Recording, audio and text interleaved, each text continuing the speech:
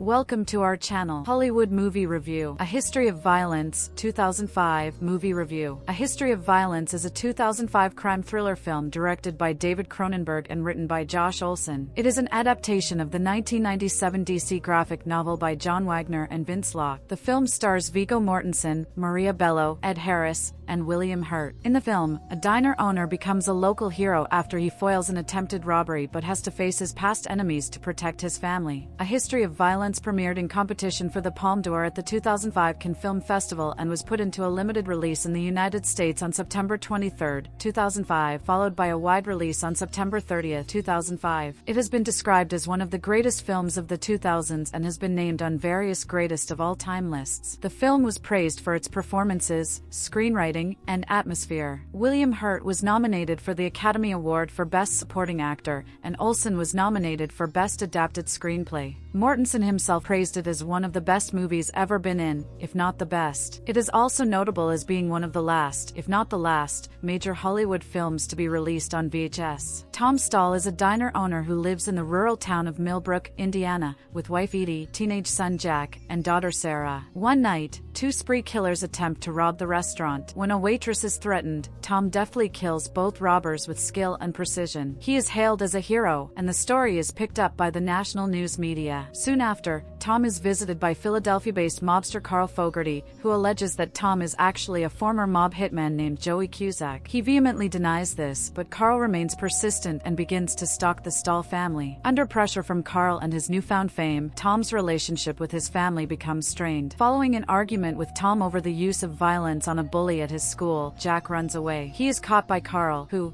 with Jack as his hostage, goes with his henchmen to the Stahl house and demands that Joey return to Philadelphia with them. After the gangsters release Jack, Tom efficiently kills both of Carl's henchmen, but Carl shoots and incapacitates him. Lying injured, Tom admits that he should have killed you, Fogarty, back in Philly, confirming his true identity. Carl is flattered by the proclamation, but before he can shoot him dead, Jack kills him. At the hospital, Edie confronts Tom, who admits to being Joey Cusack. He tells her that he ran from Philadelphia to escape his criminal past. This admission deepens the tensions in their marriage. After Tom gets out of the hospital, the local sheriff, Sam, expresses his concern and suspicions. Just as he is about to confess, Edie lies to Sam and convinces him to leave. The couple then gets into a domestic dispute, culminating in violent sex. Afterward, Edie and Jack continue to further distance themselves from Tom, leaving him isolated. Tom's brother, crime boss Richie Cusack, calls him and demands his return to Philadelphia, threatening to come to Indiana if he does not. In Philadelphia, Tom learns that the mobsters he offended took out their frustrations on Richie, penalizing him financially and delaying his advancement in the organization. Tom offers to make peace, but Richie orders his men to kill his brother. Tom manages to kill most of the gangsters and escapes. As Richie and his last henchmen are hunting for him, Tom kills the henchman, takes his gun, and kills Richie when he tricks him into exiting the house. Tom returns home, where the atmosphere is tense and silent as the family sits around the dinner table. His young daughter eventually hands him a dinner plate. Some moments later, his son offers him a communal plate of food, and Edie looks at Tom with tears in her eyes. The film is loosely based on the original graphic novel. Screenwriter Josh Olson intended from the beginning to use the original story as a springboard to explore the themes that interested him. Mortensen read Olson's original version of the script and was quite disappointed. It was 120-odd pages of just mayhem, kind of senseless, really. He only agreed to do the movie after meeting with Cronenberg, who, according to Mortensen, reworked the script. Most of the film was shot in Millbrook, Ontario. The shopping center scene was shot in Tottenham, Ontario, and the climactic scene was shot at the historic Eaton Hall Mansion, located in King City, Ontario. Harrison Ford turned down the role of Tom Stahl. Cronenberg stated that, "I think it took 3 weeks to edit." The US and European versions differ on only 2 fight scenes, one where Tom breaks the nose of one of Fogarty's thugs and one where he stomps on the throat of one of Richie Cusack's thugs. Both scenes display more blood flowing or gushing out of the victims in the European version. In addition, a more pronounced bone-crushing sound effect is used when Tom stomps on the thug's throat. A deleted scene, known as Scene 44, features a dream sequence in the diner, where Fogarty tells Tom he will kill his family and him, to which Tom responds by shooting him with his shotgun at close range. He then approaches Fogarty's mangled body, who raises a gun and shoots him. In behind-the-scenes footage, Cronenberg expressed apprehension about the scene's similarity to his previous work. He even suggested a desire to have Fogarty retrieve the gun from his chest cavity had the action not been too similar to a scene from Videodrome. The film's title plays on multiple levels of meaning. Film critic Roger Ebert stated that Cronenberg refers to three possibilities: a suspect with a long history of violence, the historical use of violence as a means of settling disputes, and the innate violence of Darwinian evolution, in which better adapted organisms replace those less able to cope. "I am a complete Darwinian," says Cronenberg, whose new film is in many ways about the survival of the fittest, at all costs. Cronenberg himself described the film as a meditation on the human body and its relationship to violence. "For me, the first fact of human existence is the human body. I'm not an atheist, but for me to turn away from any aspect of the human body to me is a philosophical betrayal. And there's a lot of art and religion whose whole purpose is to turn away from the human body. I feel in my art that my mandate is not do that. So whether it's beautiful things, the sexuality part, or the violent part, or the gooey part, it's just body fluids." It's when Elliot in Dead Ringer, Sick, says, "Why are there no beauty contests for the insides of bodies?" It's a thought that disturbs me. How can we be disgusted by our own bodies? That really doesn't make any human sense. It makes some animal sense, but it doesn't make human sense, so I'm always discussing that in my movies and in this movie in particular. I don't ever feel that I've been exploitive in a crude, vulgar way, or just doing it to get attention. It's always got a purpose, which I can be very articulate about. In this movie, we've got an audience that's definitely going to applaud these acts of violence, and they do because it's set up that these acts are justifiable and almost heroic at times. But I'm saying, okay, if you can applaud that, can you applaud this? Because this is the result of that gunshot in the head. It's not nice. And even if the violence is justifiable, the consequences of the violence are the same. The body does not know what the morality of that act was. So I'm asking the audience to see if they can contain the whole experience of this violent act instead of just the heroic/dramatic one. I'm saying, here's the really nasty effects on these nasty guys, but still, the effects are very nasty. And that's the paradox and conundrum. The film started with a limited release in 14 theaters and grossed $515,992 at the box office, averaging $36,856 per theater.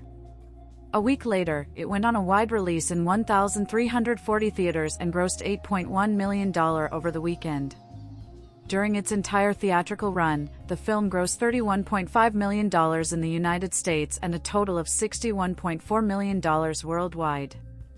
On the review aggregator website Rotten Tomatoes, 88% of 216 critics' reviews are positive, with an average rating of 7.90/10. The website's consensus reads, "A history of violence raises compelling and thoughtful questions about the nature of violence, while representing a return to form for director David Cronenberg in one of his more uncharacteristic pieces." Metacritic, which uses a weighted average, assigned the film a score of 82 out of 100, based on 37 critics, indicating universal acclaim.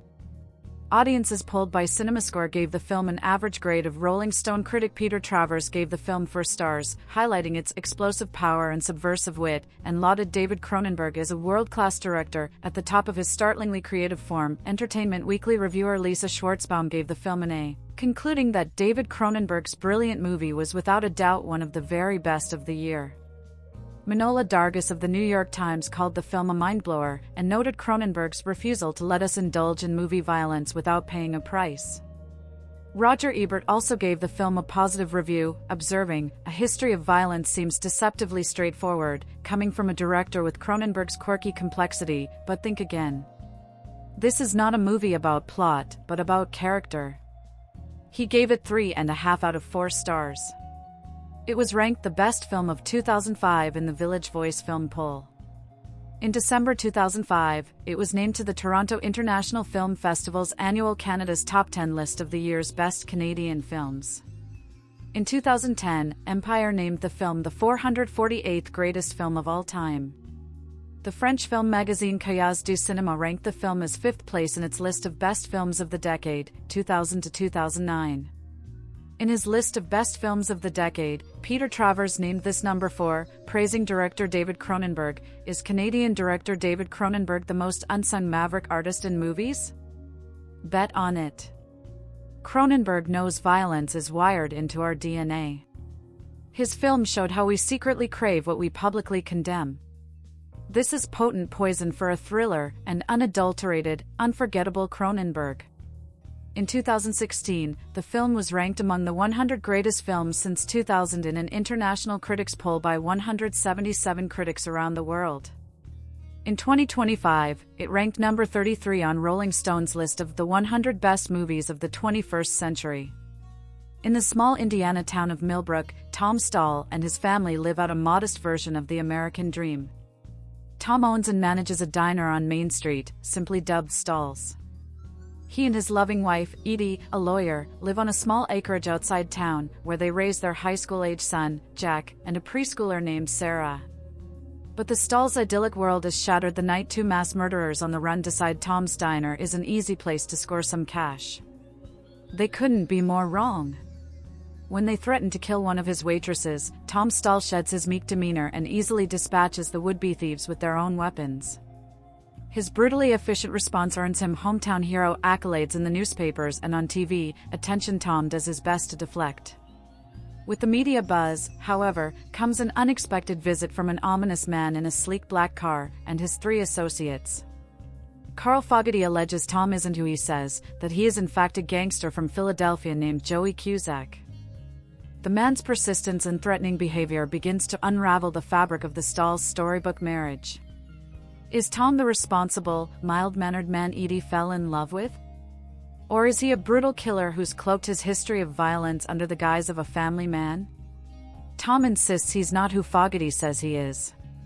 But the ease with which he eliminates threats to his family suggests otherwise, and leads to escalating mayhem.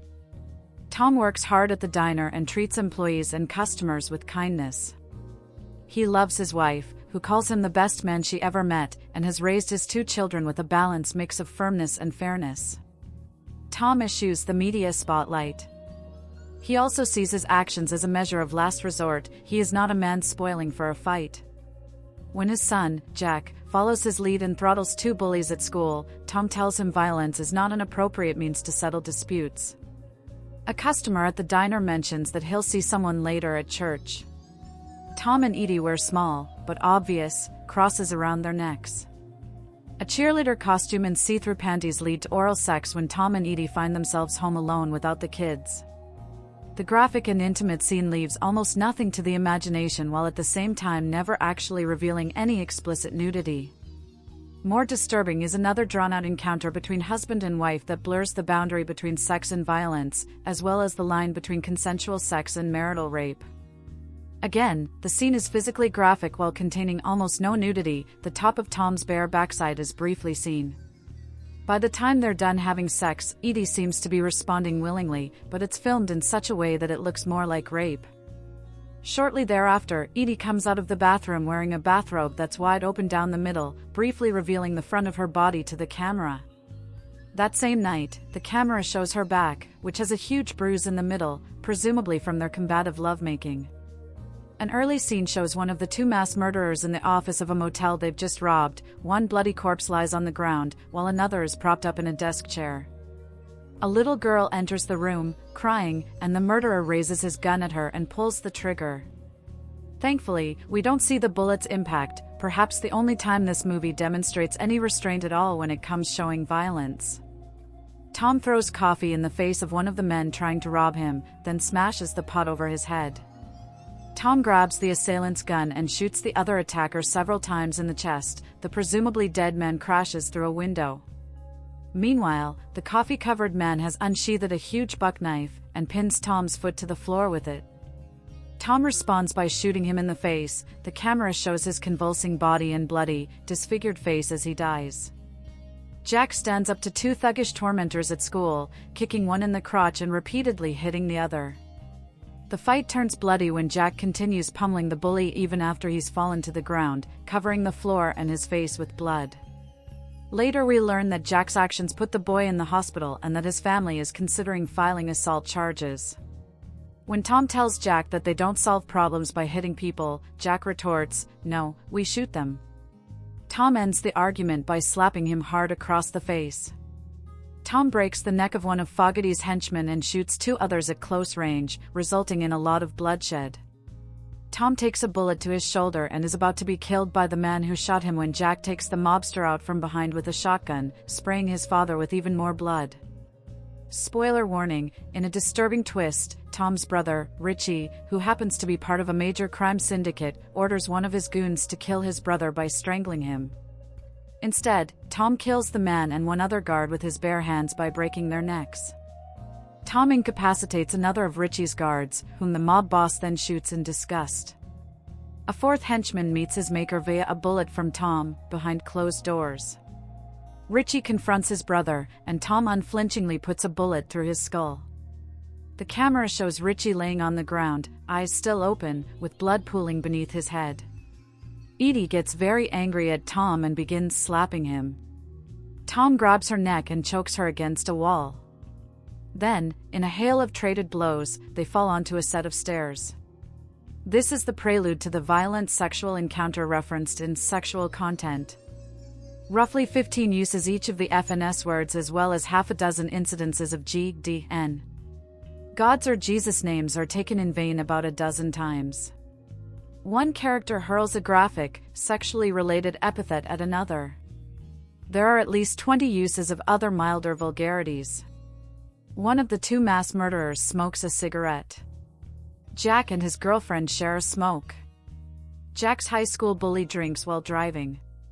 Tom orders a bottle of beer at a bar. Richie fills a glass with some kind of hard liquor. Anyone buying a ticket for a movie called A History of Violence shouldn't be surprised when they're assaulted by graphic images of death, which this film provides, in spades. The killings alone offer enough reason to steer clear of this blood-drenched tale. Add to them the disturbingly violent way Tom responds to his son and especially his wife when they confront his deception, and you've got quite a toxic cocktail on your hands. 2 explicit sex scenes and lots of obscenities seal the deal. In addition to the R-rated content issues that push this film so far out of bounds, I found the story itself critically flawed. The first half, while including seriously objectionable content, at least paints a picture of family members who love and care for one another. In the second half, however, Tom, Edie and Jack all behave in ways that are radically inconsistent with their characterizations earlier in the film.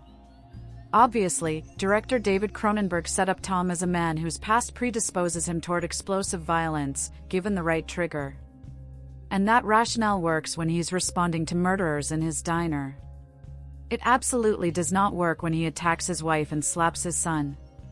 Nor do those characters' complete rejection of a man they'd previously loved, trusted, and admired make much sense. I can understand how Edie and Jack would have a hard time accepting the idea that the conscientious, loving Tom had previously been a violent man.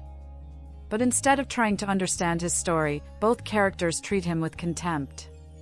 Hence, Edie and Jack's transformation seems no less monstrous than Tom's. All are completely unbelievable. If Cronenberg was trying to explore the question of how a family deals with deception when it comes to light, it's obliterated by the heavy-handed and unrealistic character changes each protagonist undergoes. It's yet another reason to let history become exactly that at the box office. I am an unabashed fan of David Cronenberg, and A History of Violence is yet another fine entry into his outstanding career. Cronenberg has a tremendous visual eye, and this is seen countless times in A History of Violence. From long shots that note the separation of characters, or sex scenes shot so as to show that the lives of a family have changed forever, to his always captivating way of capturing gore with his camera, Cronenberg, as well as cinematographer Peter Sashitsky, is a genius with the camera. But, in A History of Violence, it isn't his use of the camera that once again proves Cronenberg's validity as an auteur, instead it is his treatise on violence and human nature. Are we defined by our actions, or can we change ourselves wholly? Is violence always abhorrent, or is it justifiable in certain times and certain situations? Are there acceptable levels of violence? Why does a family, and a town, glorify a man's violence one day and then recoil from it the next when they realize violence has always been a part of him? These questions and more are put onto the table by David Cronenberg in A History of Violence. It's not enough to just ask these questions. Cronenberg gives his characters the time needed to ruminate over them, to come to their own conclusions and then to doubt those conclusions. Where he gives the issue the most weight is in his use of violence. The violence is realistic, it is to the point, and it is never lingered on. Yet, one can't help but get a kinetic charge when watching Viggo dispose of Ed Harris and his henchmen. At that point, the film isn't just using its characters to ask questions about violence, but now we are the focal point. What does our reaction to the violence on screen say about us? Like usual, Cronenberg is a master of gore and of understanding how to use it. In other films he will go full bore with his gore effects, but in A History of Violence it is used with restraint. Yes, blood does splatter and a jaw is detached, but the gore is never over the top and it is only used to realistically accentuate the violence. Another area where Cronenberg is a master is sex. On screen, you dirty people. The first sex scene between Edie and Tom is conservative yet open. Like I said, only Cronenberg would be unashamed enough to find it serene when two characters are 69 ing. This is contrasted by the later sex scene, where Tom discovers how much of his violence still resides within and how far it can take him. But, more importantly, Edie realizes how her husband's violence is sexy to her, and this makes her ask questions about herself. As with the violence, in that scene Cronenberg is questioning us just as much as he is his characters. By the way, as much as I don't like doing this, those who have not yet seen the film should not read past this point, as I will be giving away some major spoilers. For all the questioning it contains, there is also a well-laid-out mystery within A History of Violence. I was never convinced one way or the other about the Tom/Joey situation until Tom admits he is Joey in the hospital bed. 1 second I was convinced it was a case of mistaken identity, and the next I was sure that Tom was hiding something. The first hour of A History of Violence is a superb mystery thriller, on par with the works of Hitchcock and Clouseau. The final 30 minutes of A History of Violence are no longer a mystery thriller, they are a psychoanalysis of violence and the issue of redemption and hope. The final shot of A History of Violence is the perfect capper to a perfect film. It harkens back to earlier in the film when Tom and Edie had a discussion about her love for Tom always being in her eyes. In that final moment you see Edie's eyes and you are asked to decide for yourself if that love is still present or if it has left for good. Personally, while I do think that Tom's scene at the pond was a redemptive cleansing for him, I am unsure as to whether Edie's eyes still expressed love. The fascinating thing about this film is that I don't need to know. It is enough for me that the film ended in an eternal question for which I may never know the answer, no matter how many times I watch this movie. It's a testament to how great this picture is when I haven't even mentioned the subplot with Jack, the way the film suavely touches on instant fame, or the interactions with Fogarty and Tom's brother Richie, and I don't intend to, but trust me, every storyline in A History of Violence was handled with deft precision. I will however touch on the acting in A History of Violence, because it deserves discussion. Viggo Mortensen has developed into a terrific actor and one of my favorites. He completely inhabits Tom/Joey, going so far as to change his accent as the film progresses. He is small when he needs to be and large when the scene calls for it. He is, in short, a tremendous actor. Ed Harris was great. He can act circles around most people on the planet with only his mere vocal intonations. William Hurt gave a surprising performance, because while I have always thought of him as a good actor, I never thought he could be that vicious and smooth, while also a bit bumbling. Maria Bello was at her best in A History of Violence. She was strong as well as weak, she expressed deep emotion with her eyes. This was her best performance by far. I could go on, the rest of the cast was superb, but I have talked more than enough. For as glowing as I was towards A History of Violence, I still wouldn't put it ahead of Eastern Promises as far as Cronenberg films go. I know that others are more fond of his earlier work, but I have found his recent, more cerebral and restrained films to be just as great if not better as his more extreme pictures. Spewing forth from the twisted mind of David Cronenberg, A History of Violence is a film that will make you think while challenging your sensibilities and giving you plenty to look at and performances to mull over all at the same time. I literally can't recommend this film enough, just check it out. David Cronenberg's A History of Violence, adapted from the 1997 graphic novel by John Wagner and Vince Locke by screenwriter Josh Olson, immediately captured my attention. I was pulled in by the dialogue and acting and stayed for the themes and story. Every scene, shot, and line felt important, as well as the sequence in which they unfolded. Instead of starting with the titular character, Tom Stall, played by Viggo Mortensen of Lord of the Rings, two killers depart from a motel, having slaughtered everyone inside. In the next scene, we see Tom tuck his daughter into bed after she has a nightmare, assuring her that there's no such thing as monsters. Hearing this line of dialogue right after the killer, Billy, played by Canadian actor Greg Byrk, shoots a child, had me paying careful attention to the dialogue and Tom's character very early on. I was suspicious. Is he a monster, too? Right after this scene, we see Tom working at his diner, where one of the cooks relays a dream his wife had where she thought she married a killer and tried to strangle him in her sleep. This conversation told me all I needed to know. Tom is some kind of killer, and Edie, his wife, played by Beef's Maria Bello, will find out about his secret. The movie went on to show how loving and wholesome Tom and Edie's relationship is, which all but confirmed my theory. She even states he's the best man she's ever known. The dialogue is so intentional and well-placed that I could understand something was going to happen soon. When would it go to shit? When would the image of this perfect family be shattered?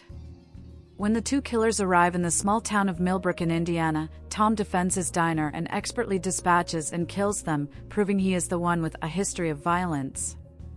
At first, I believed him to be a former CIA agent or possibly a hitman. The latter turns out to be the case as a former enemy of his, Carl Fogarty, locates him and asks him to return to Philadelphia, since he wants revenge for the loss of his eye, a gruesome act perpetrated with barbed wire by the man Tom used to be, Joey Cusack, brother of a gangland boss, played by William Hurt. More great lines of dialogue from Fogarty ensue. You're trying so hard to be this other guy. It's painful to watch. He ends up admitting to being Joey Cusack and kills Fogarty's men to protect his family. The tension within his marriage grows, and the secret is out.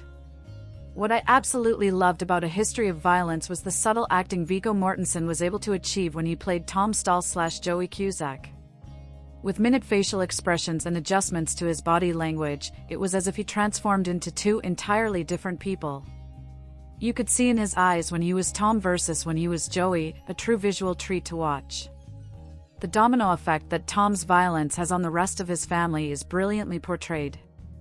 After Jax, Tom's son, played by Ashton Holmes, flavorful dialogue and repeated denial of giving a bully the satisfaction of fighting back, Jack ends up beating the bully to a pulp after his dad kills the men at the diner. Jack later goes on to use the rifle to kill Fogarty and save his father's life. Chekhov's gun goes off, and something is now unlocked in Jack's brain. It begs the question, does he have the same instincts and skills his father does? What is he capable of?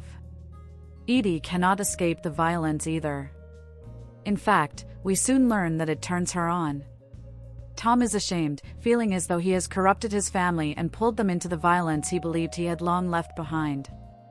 He thought he had killed Joey Cusack, his former self, but was disappointed to find he had only been lying dormant. I believe the themes of self-knowledge, identity, and having a history of violence is fantastically embodied not only through Tom's character, but also his effect on his family. Without his family as a part of the equation, a wholly accurate portrayal of the themes would be missing. Tom would be unable to accept and move forward with his identity, and there would be no consequences of his past violence to show the continuing cycle. When he confronts his brother, Richie, the film proves once again that it has fantastic dialogue. I'm pretty pissed at you, Brohim. I love it. Tom kills his brother and returns to his family. I adored the final scene. There is no setting for him at the dinner table, and Jack and Edie stare at him with, what? Hatred? Anger? Reluctant acceptance? Exasperation? Maybe all of these things and more. But Sarah, only 10 years old, is just happy to see her father again. She still loves and accepts him, giving him a place setting at the table. He sits down, and Jack follows in his sister's kindness, giving him some helpings of dinner.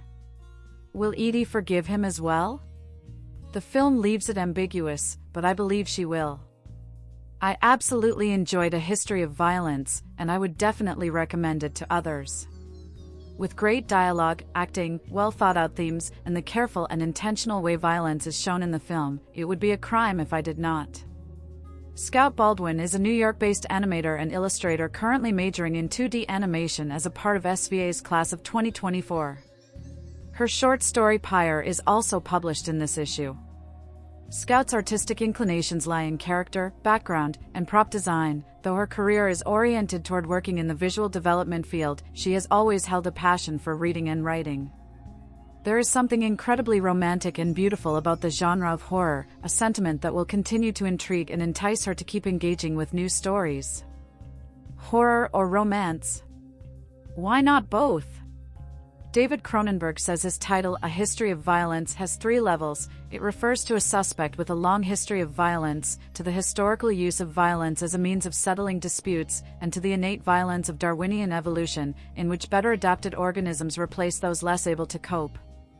I am a complete Darwinian, says Cronenberg, whose new film is in many ways about the survival of the fittest, at all costs. In a small Indiana town, Tom Stahl, Viggo Mortensen, runs one of those friendly little diners that acts as the village crossroads and clearinghouse. He's the kind of guy everybody likes, married to a lawyer named Edie, Maria Bello, father of the teenager Jack, Ashton Holmes, and young Sarah, Heidi Hayes. He has one of those middle American accents in which every word translates into "I'm just folks." So persuasive are these Indiana scenes that, despite the movie's opening moments, we wonder if Cronenberg has abandoned his own history of violence and decided to make a small-town slice of life, a Capra picture, perhaps, with Viggo Mortensen as Jimmy Stewart. Then all hell breaks loose. 2 tough guys enter the diner to try a stick-up. They have guns, mean business, threaten the customers and a waitress. Moving so quickly he seems to have been practicing the scene as choreography, Tom Stahl takes out the 2 guys and ends up on the local front pages as a hero. He makes a shy hero. He doesn't want to give interviews or talk about what he has done, and there are strained moments in his household as his wife worries about a seismic shift in his mood, and his son can't understand an unstated change in their relationship. Read no further if you want to preserve the reasons for these changes. Tom Stahl, as it turns out, has a secret he has been guarding for 20 years. He is not named Tom Stahl but Joey, is not from Indiana but from Philadelphia, has tried to start a new life in a small town and failed because of this unexpected publicity. Soon more strangers arrive in town. Carl Fogarty, Ed Harris, turns up with 2 hard men in his employ. Something really bad has happened to Carl earlier in life, and we don't want to know how his face got that way. Tom Stahl has transformed himself so completely into a small-town family man that maybe there were years when he believed the story himself. The arrival of Fogarty makes that an illusion impossible to sustain, and he must return to Philadelphia and to an extraordinary scene with a man named Richie Cusack, William Hurt, whose role in Tom, or Joey's, life I will leave for you to discover. Let me say that Hurt has done a lot of good acting in a lot of intriguing roles, but during his brief screen time in A History of Violence he sounds notes we have not heard before. Another important element in the plot involves the Stahl family, especially Edie the wife and Jack the son. What do you do when you discover that your husband or father has concealed everything about his early life? Was he lying to you, or protecting you? Did you love someone who did not really exist? Cronenberg is a director with a wide range, usually played by the left hand. He has ventured into horror, the macabre, science fiction, satire, and the extremely peculiar.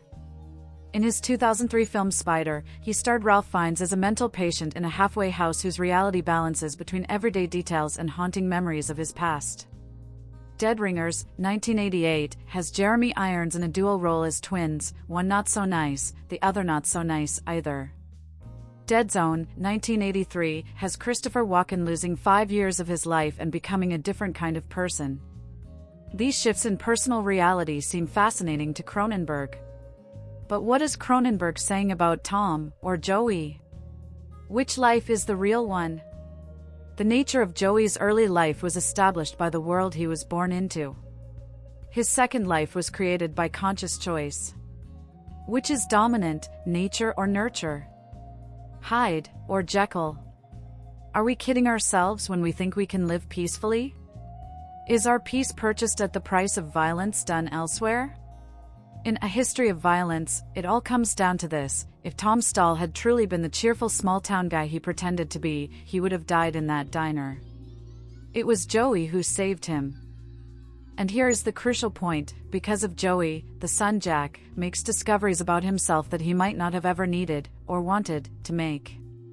A History of Violence seems deceptively straightforward, coming from a director with Cronenberg's quirky complexity. But think again. This is not a movie about plot, but about character. It is about how people turn out the way they do, and about whether the world sometimes functions like a fool's paradise. I never give a moment's thought about finding water to drink. In New Orleans a few weeks ago, would I have been willing to steal from stores or fight other people for drinkable water? Yes, if it meant life for myself and my family. But I would have made a pitiful thief and fighter, and probably would have failed. Since I am wandering, let me wander farther. At the Toronto Film Festival I saw a screening of Nanook of the North, the great documentary about Eskimos surviving in the hostile Arctic wilderness. They live because they hunt and kill. Of the three levels A History of Violence refers to, I think Cronenberg is most interested in the third, in the survival of the fittest. Not the good, the moral, the nice, but the fittest. The movie is based on the graphic novels by John Wagner and Vince Locke. It could also be illuminated by The Selfish Gene by Richard Dawkins. I think that's why Cronenberg gives his hero a son, to show that Jack inherited what he did not ever suspect his father possessed. Vid Cronenberg's A History of Violence is a smashingly effective, startling thriller and an elegant, thoughtful character study of a family whose world is tested when an unwanted past emerges. It's also Cronenberg's first great film to eschew gimmickry, however ingenious it may be, to project his feelings as challenging, superbly constructed cinema. I'm delighted with this, since those who don't much care for his work cannot dismiss the film as a flesh-feasting fantastical tale. Even though it's a straight-up story, one gets the impression that it is a perfect fit for his provocative sensibilities. I used to think Cronenberg was a pessimistic filmmaker, choosing subjects concerning allegory, psychology, technology, biology and human experience that encourage thought and discussion, providing plenty to chew on, even when they don't quite come off. His best films are often worthy of study as social comment. The gloriously ambidextrous title, when viewing the film, it's easy to see how it sneaks through the narrative so insidiously, is but the first question that Cronenberg proposes in a series of escalating philosophical constructs. However, it's a mistake to assume that the film is a dry sociological exercise.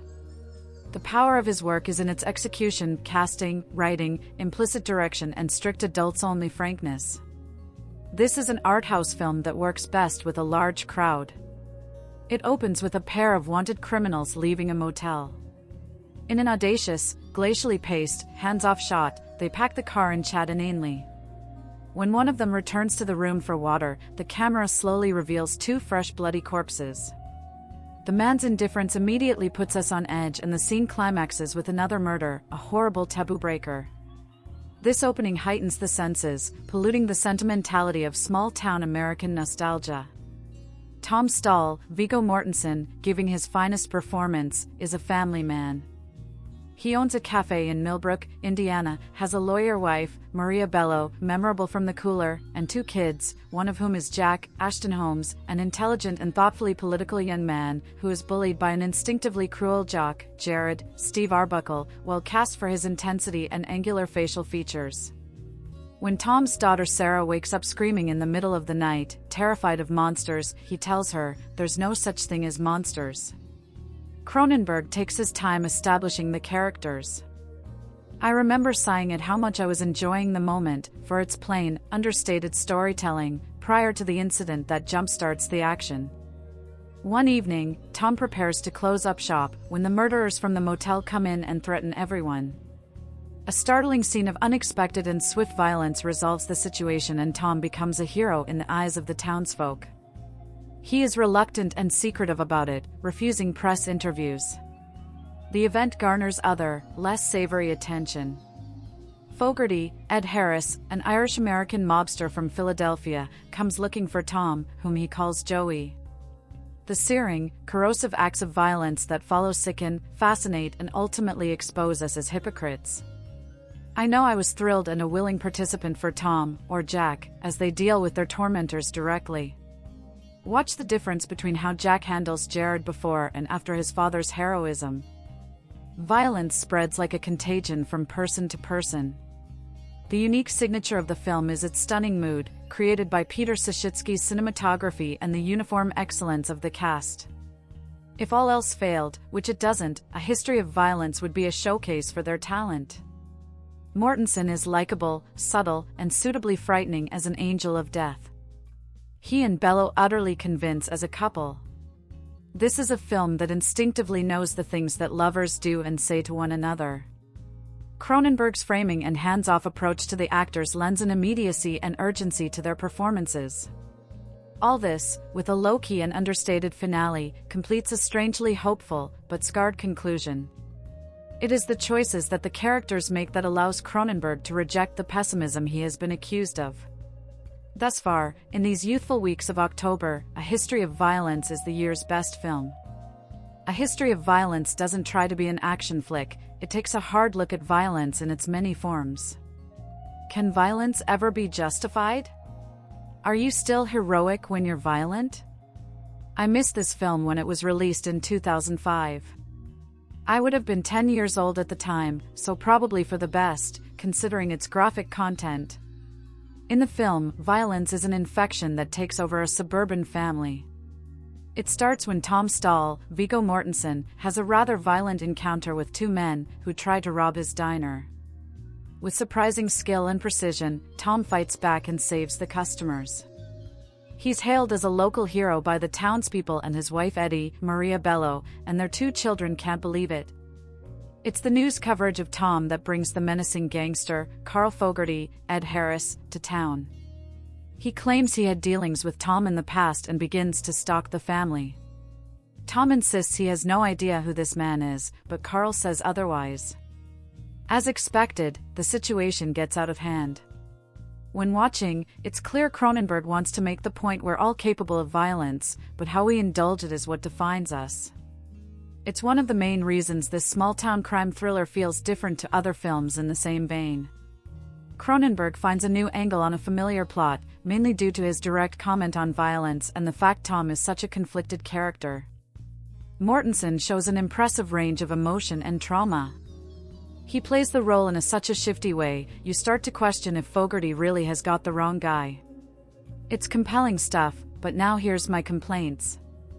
I'm not convinced by some parts of A History of Violence, as it has obvious flaws.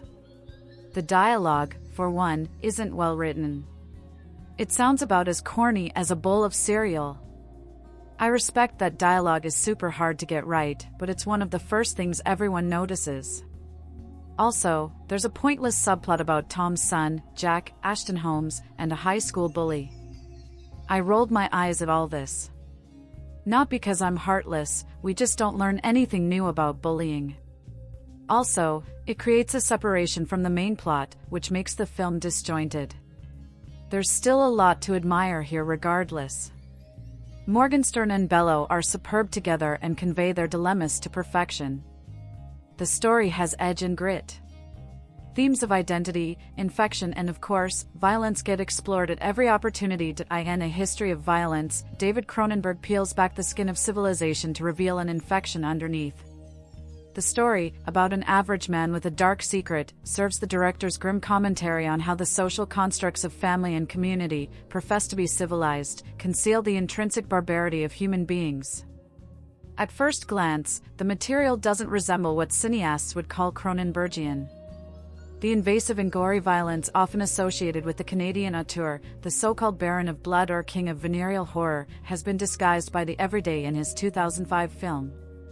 His cinematic violence is no longer situated in some science-gone-wrong conceit. The Fly, 1986, freakish externalization of internal anxiety. The Brood, 1979, psychosexual hallucination brought about by television or drugs. Videodrome, 1983, Naked Lunch, 1991, or deviant subculture of twisted metal and sex. Crash, 1996.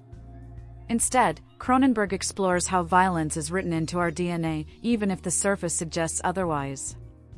He uses a history of violence as outwardly mundane characters, restrained aesthetics, and familiar scenery to present a narrative treatise on how violence plays a vital role not just in the film's central family, but in an entire species and its various social interactions.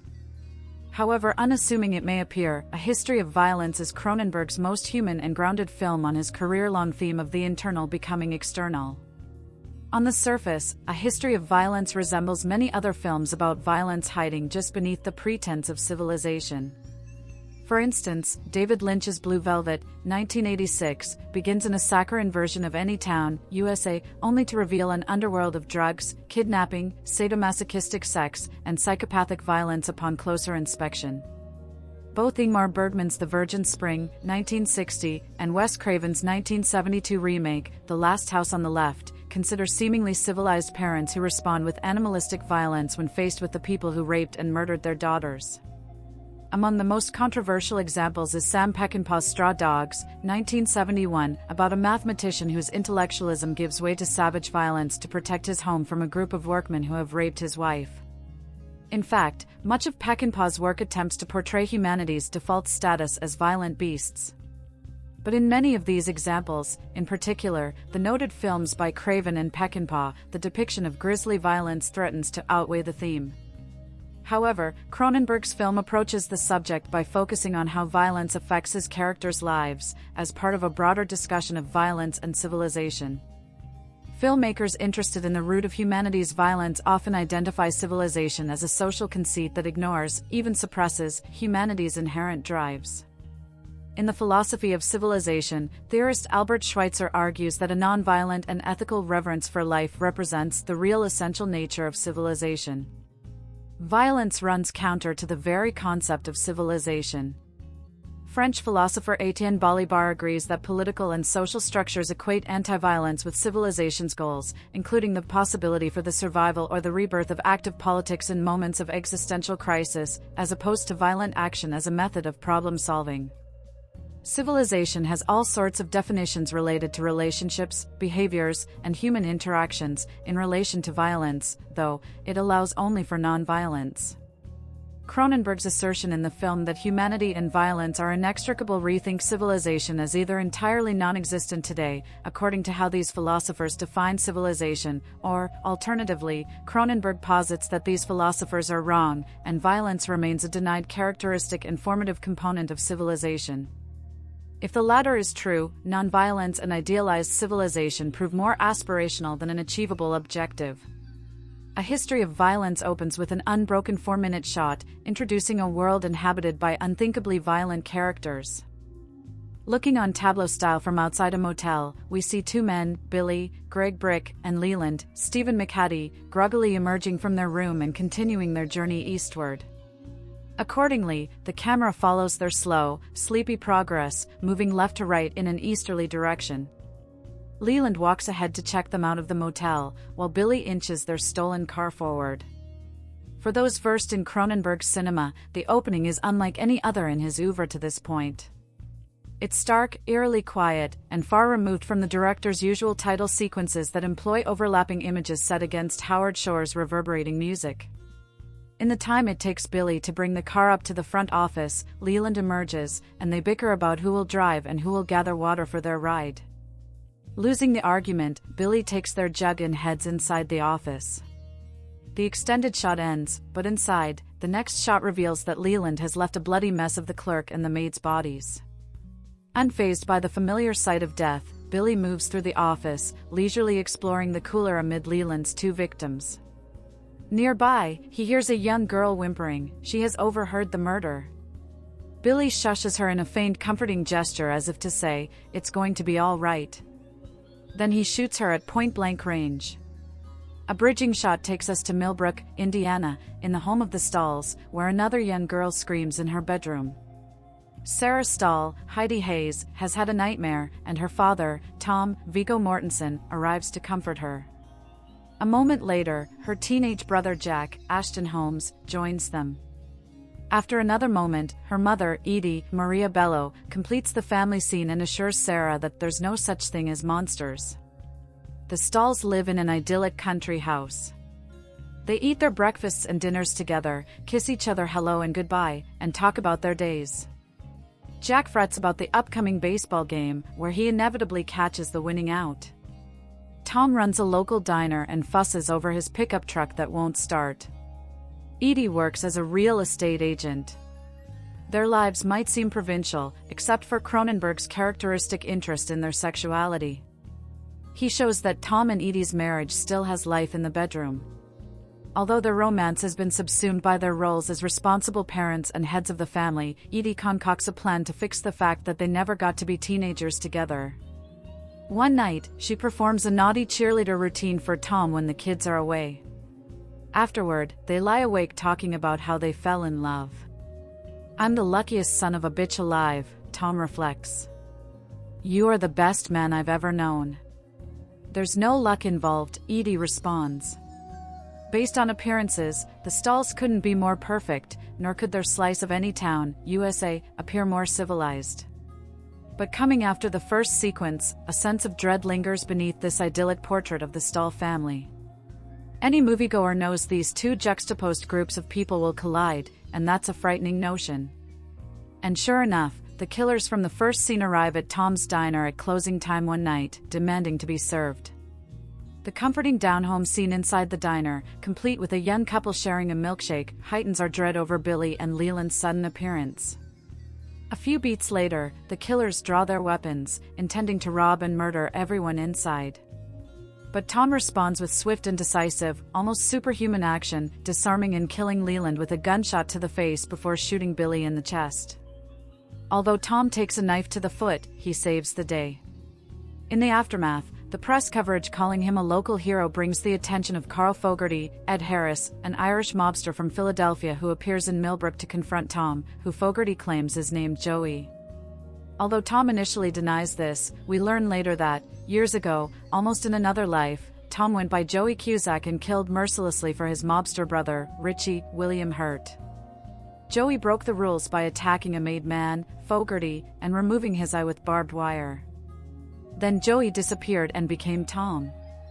His recent appearance on the news forces Tom to confront his former self, represented not only by Joey's enemies but also by the reality of his past life, which his wife and children learn about for the first time. Citing a conversation with Cronenberg, Roger Ebert references three possible interpretations for the title in his review.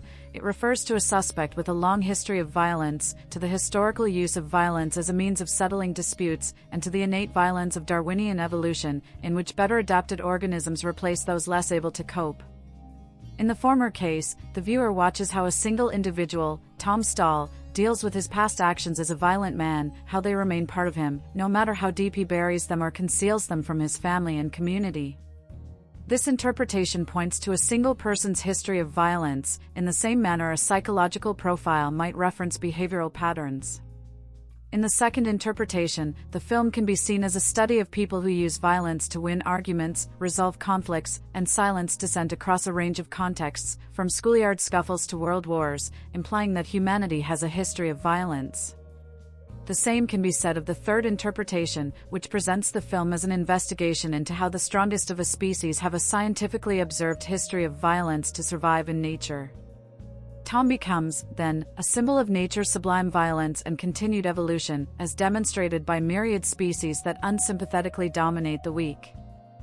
"I think Cronenberg is most interested in the third," wrote Ebert. Although each of these interpretations, along with their micro or macro-level implications for the title, could make a history of violence an intriguing text worthy of analysis, consider another alternative, that Cronenberg deconstructs how humanity and violence remain interlinked, not merely as a means of problem-solving or survival. Rather, violence shapes humanity through a vast network of social and cultural concerns. It's not merely Darwinian in the sense that violence selects the fittest to survive. People have established their social existence around violence, its many horrors and pleasures, regardless of the associated morality. Violence remains at the core of how human beings relate to one another, yes, as a method of obtaining resolution or defeating the competition, but violence also has a role in family hierarchies, power struggles, gender dynamics, and sexuality. The film's scope reaches beyond the individual and ideological to reveal the antagonistic relationship between so-called human civilization and our more primal natures as violent beasts.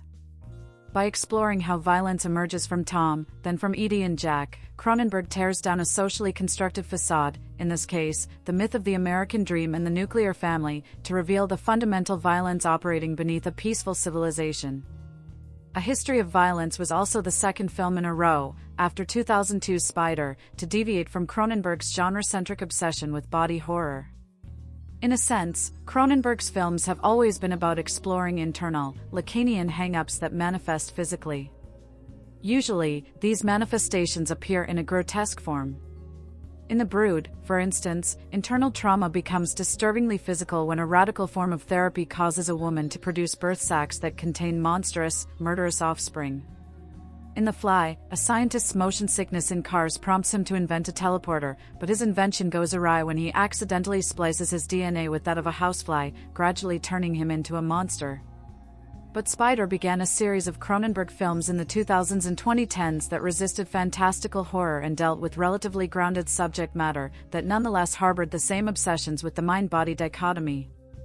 Among all of the director's work, A History of Violence is also the most commercial, even mainstream, despite the Canadian outsider's usual independence. "I've been waiting for years to sell out," Cronenberg joked at the film's Cannes debut, "it's just that nobody offered me anything before now." To be sure, the film had a sizable budget for a Cronenberg production, $32 million, and at the time, it became his second most profitable film after The Fly. A History of Violence explores violence as an external manifestation of an internalized identity, much in the same way Cronenberg's horror-centric films use grotesque imagery as symbolic expressions of psychological conditions. Josh Olson's efficient and shrewdly observed script, Oscar-nominated for Best Adapted Screenplay, derives from a 1997 graphic novel of the same name, written by John Wagner, with illustrations by Vince Locke. Despite its first-glance appearance as a standard Hollywood production, its origins give the film the unlikely distinction of being an unconventional comic book-to-film adaptation. The story structure, too, echoes conventional motifs in the Western genre, such as Anthony Mann's Man of the West, 1958, and Clint Eastwood's Unforgiven, 1992, both about former gunslingers who, after years of settling down in a civilized home, must once again take up arms and resolve a conflict with violence. However, Olson and Cronenberg offer a wider understanding of violence beyond the traditional Wild West picture or gangster movie. Cronenberg once said his earlier horror films sought to understand the world from the disease's point of view, and A History of Violence attempts something similar, albeit to assess the many ways that humankind is hardwired to be violent.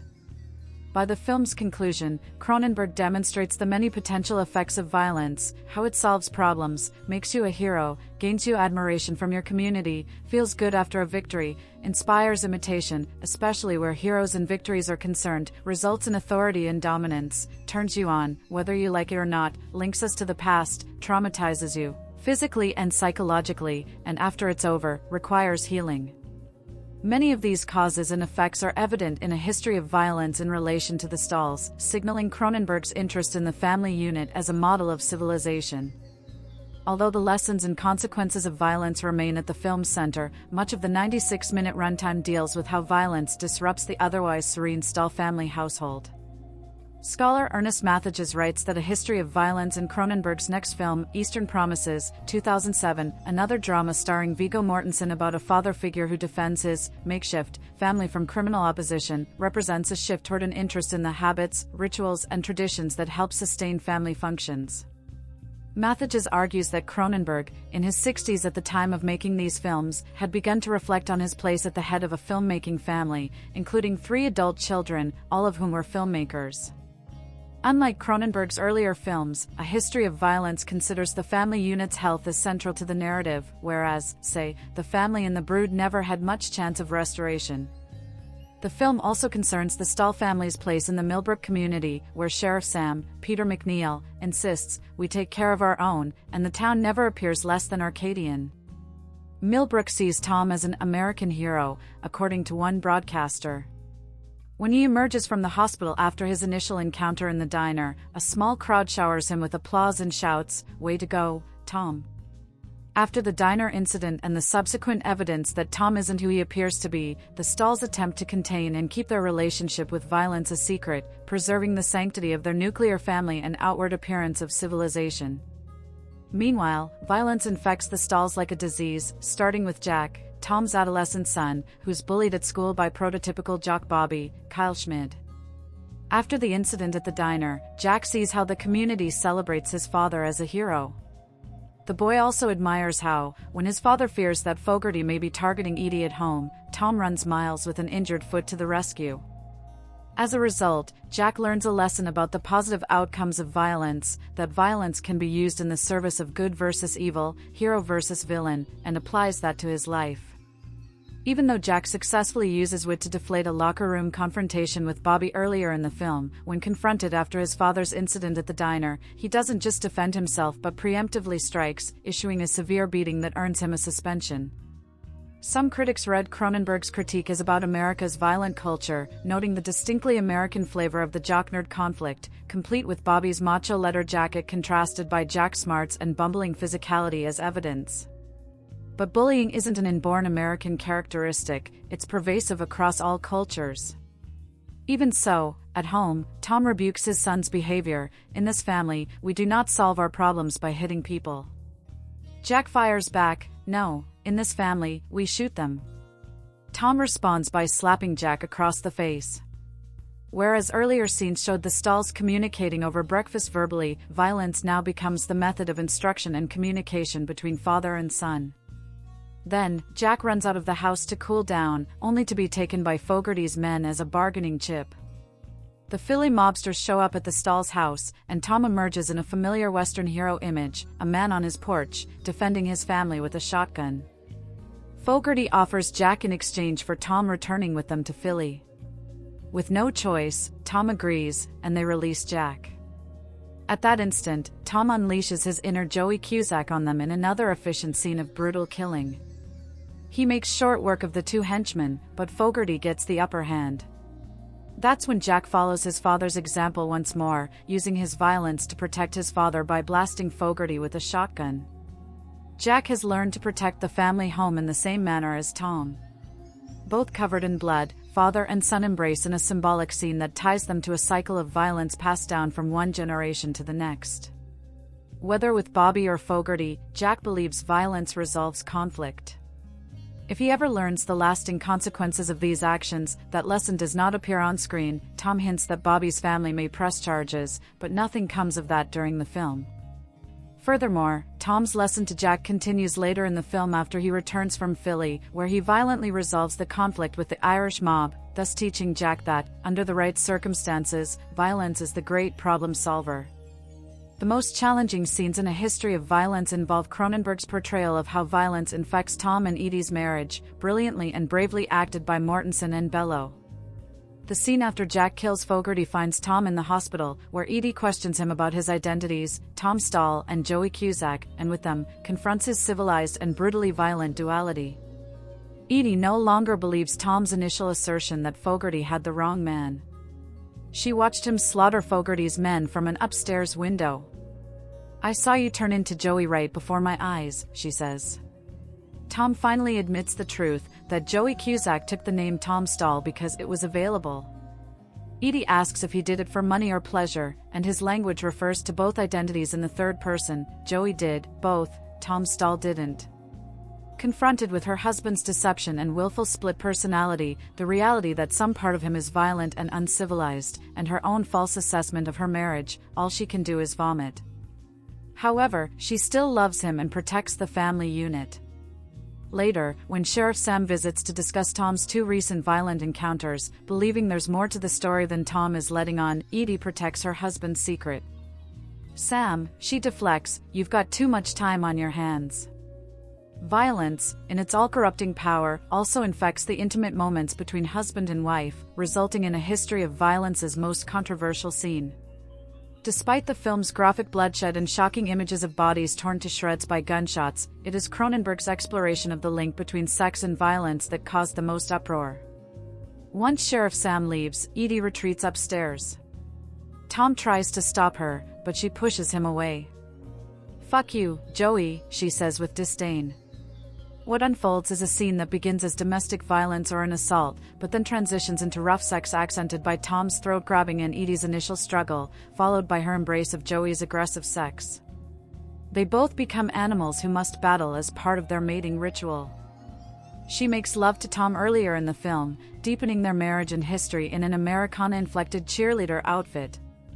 But she fucks Joey in this tense encounter that momentarily turns her on yet leaves her battered, a scene many critics believed went too far and suggested a rape.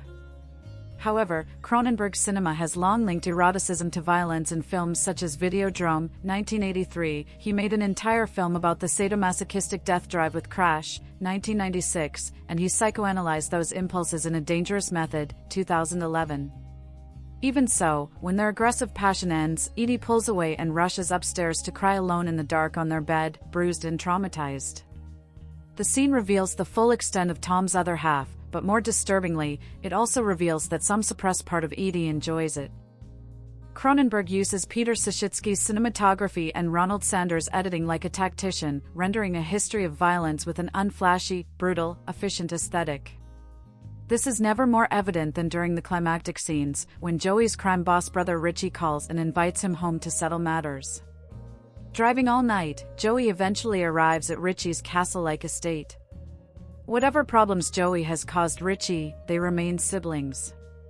The late Hurt delivers a bizarre, oddly comical, Oscar-nominated performance, calling Joey by his nickname, Broheim, and touching foreheads in an intimate gesture.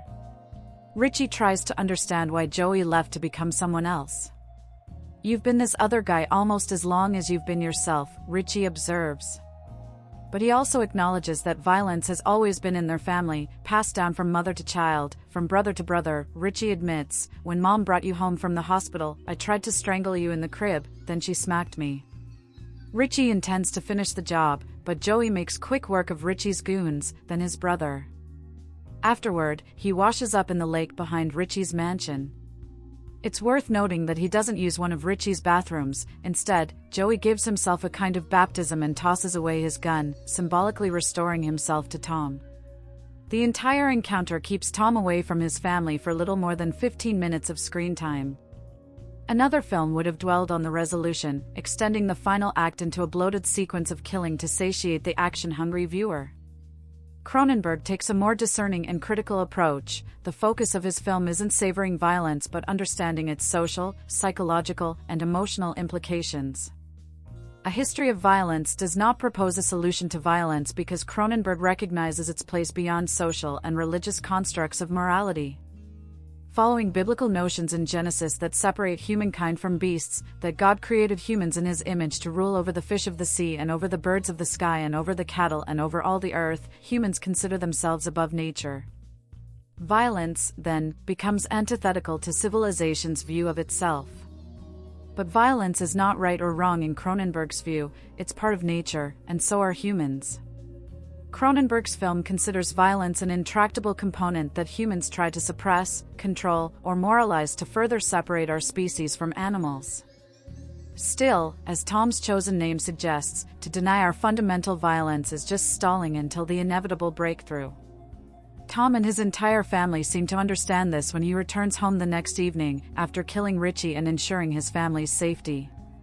It might be a happy ending, except the solemn, wordless scene finds Tom in a doorway. A moment passes before Sarah sets him a place, takes his hand, and walks him to the table. Jack then passes the meatloaf. Finally, Edie looks up at him, and her husband returns her gaze. Who does she see sitting there? It's not Joey Cusack and not Tom Stahl either. It's more ambiguous and uncertain than either of the single identities. The final image is a haunting recognition that their American dream has been demystified. No longer can they pretend to be teenagers or convince themselves that their perfect nuclear family meets the requirements of a cultured and advanced civilization. Their family has been infected, incurably, by violence. The film's example, The Stahl Family, provides a pointed specimen that caused many critics in 2005 to interpret the film as a representation of violence in American homes, almost exclusively so. The rhetoric after A History of Violence debuted at the Cannes Film Festival framed Cronenberg as an outsider Canadian filmmaker commenting on America as a country that reveals its dark side when provoked by an outside menace. By extension, some understood the film to critique the second Bush administration's Old Testament eye for an eye rationale for the war on terror and invasion of Iraq as a response to the 9/11 attacks on the World Trade Center and Pentagon. While that timely analogy certainly rang true in 2005, critic Andrew O'Hear correctly observed, despite his reputation as a goremonger, Cronenberg is too meticulous and thoughtful an artist to be boxed into some narrow political critique. Indeed, at the Cannes press conference, Cronenberg told reporters, "There's not a nation in the world that was not founded on violence of some kind, and the suppression of native peoples or whoever happened to own the territory before." So, if you want to get philosophical about it, we're talking about the human condition, rather than just a particular US kind of focus. Thus, the Americanness in A History of Violence supplies just one cultural example among many potential representations of humankind's violent ends. Cronenberg's film recognizes that violence appears in human behavior in a myriad of ways: familial hierarchies, self-defense, gun fetishism, domestic violence, sexual power, revenge, misogyny, rebellion, and criminal enterprise, to name a few. Through A History of Violence, he invites the viewer to explore these effects and confront their place beneath the universal social construction of civilization. To achieve those ends, his cast and screenplay conceal their thematic substance behind an accessible frontage, a form-follows-function deception that likens the film's commercial exterior to the pretense of civilization. Underneath, there's an untreatable infection of violence incubating. To be sure, Cronenberg's few touches of violent action and gore remain shocking in their speed and potency, and far more confronting than violence in a traditional Hollywood production. A History of Violence dramatizes how human beings call themselves civilized, but in the full span of human existence, that adjective has been around for a short time, and if current events are any indication, though this could be applied to any point in human history, the term civilization is hardly a parchment. In one of his richest works of entertainment as Social Deconstruction, Cronenberg considers how, inside everyone, some more than others, a primordial, lizard-brained creature not unlike Joey Cusack is just waiting to escape its cage in our subconscious, and that might be the most unsettling notion in any of his films. There's just one thing to tip you off that this is a film by David Cronenberg. The gunshot wounds. In an otherwise straight-looking, straight-talking movie, they stand out like lush and evil-smelling exotic flowers. Now obviously, getting shot in the face can't look pretty. But surely to God it doesn't look like this. The ghastly contusions and lesions where the bullet goes in gibber like some extra rubbery mandible, or like the face of the alien as it emerges from John Hurt's stomach. These cannot appear in any medical textbook known to man. It is as if the wounded person has been suddenly whisked at warp speed to planet Cronenberg to have the injury seeded with a kinky bacterium and then transported back to Earth for the resulting metastasis to be filmed. Otherwise it's all quite normal. Sort of. Cronenberg has here directed an adaptation of a graphic novel by John Wagner and Vince Locke, part of a publishing series which includes The Road to Perdition, recently shot by Sam Mendes, although this has a cleaner, more uncluttered design, is more relaxed and less obviously concerned to transmit the super cool novelty of its comic book origins. It is a rather gripping and stylish film, a kind of black serious comedy. A little middle of the road for Cronenberg, maybe, but for him this has turned out to be the fast lane. A History of Violence is about the intrusion of violent and bizarre outsiders in a peaceful all-American small town whose inhabitants' lives are drawn with surprising wit and sympathy. It looks like Frank Capra, and Main Street resembles the one in Phoenix, Arizona, where the real estate office is to be found in Psycho. Viggo Mortensen plays Tom, a rugged, regular guy whose handsome features are always on the point of being shyly drawn upwards into a shucks. He runs a modest little diner, working behind the counter in an apron, serving coffee and slices of generic pie, exchanging badinage with his employees, a place where people say "see you in church," without getting a laugh. Tom has a bright, nervy son, Jack Ashton Holmes, who is being pushed around by a jock bully in school, a sweet preteen daughter and a wife, Edie Maria Bello, who, after 15 years of marriage, still loves and desires him enough to dress up as a fantasy cheerleader for some raunchy intramarital soixante-neuf. One of the interesting achievements of this film is to argue for the intensity, even violence, possible in married love. Everyone's lives change when some itinerant bad guys roll into town and make the serious mistake of trying to stick up the local diner and indeed mess with the womenfolk.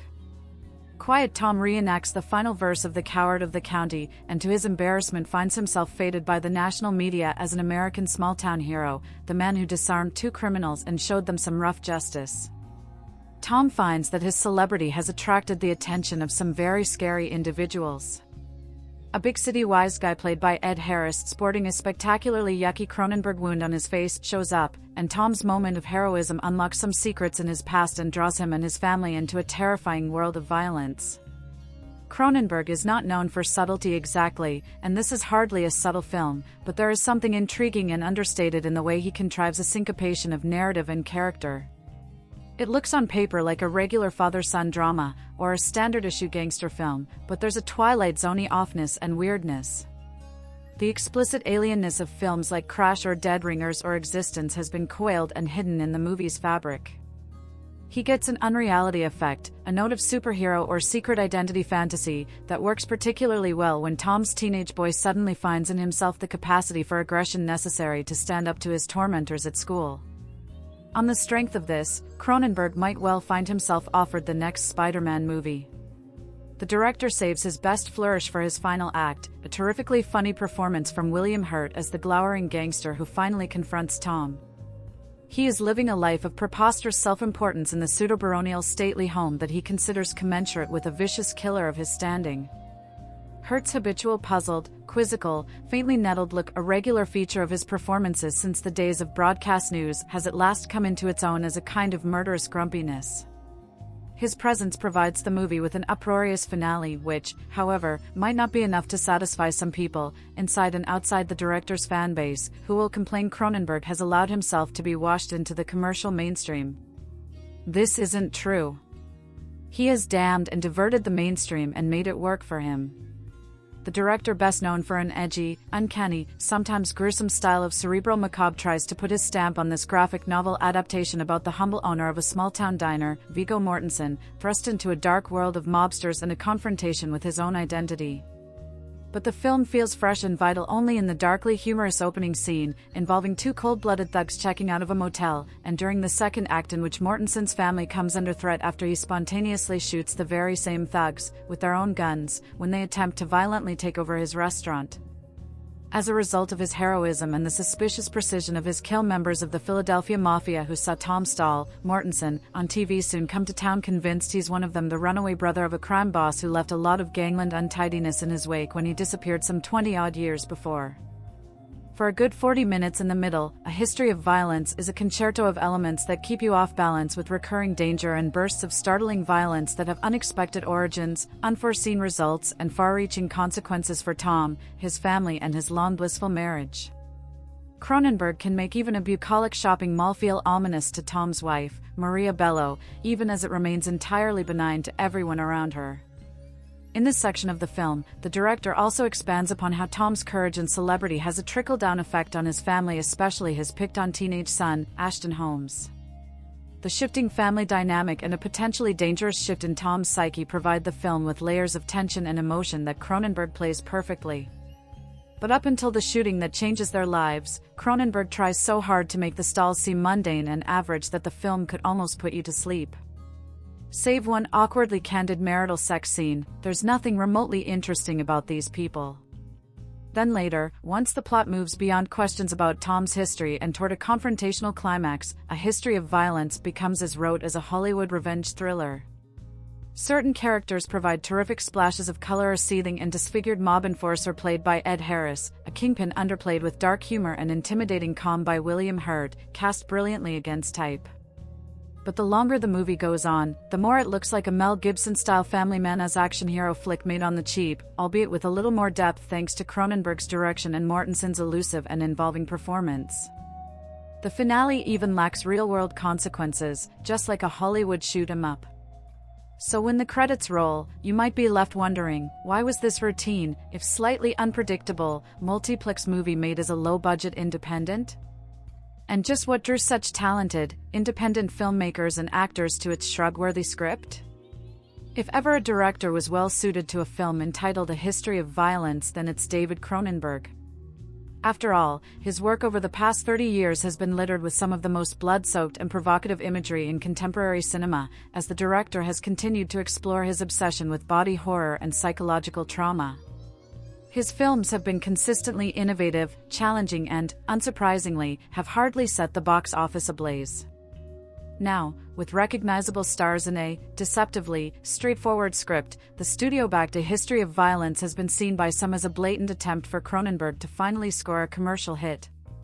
But don't be fooled, while this is definitely the director's most accessible and mainstream work since The Fly, it's also a challenging and powerful film which handles the themes of violence and identity like no other American film in recent memory. The plot revolves around Tom Stahl, Viggo Mortensen, a man who seems to have a perfect life.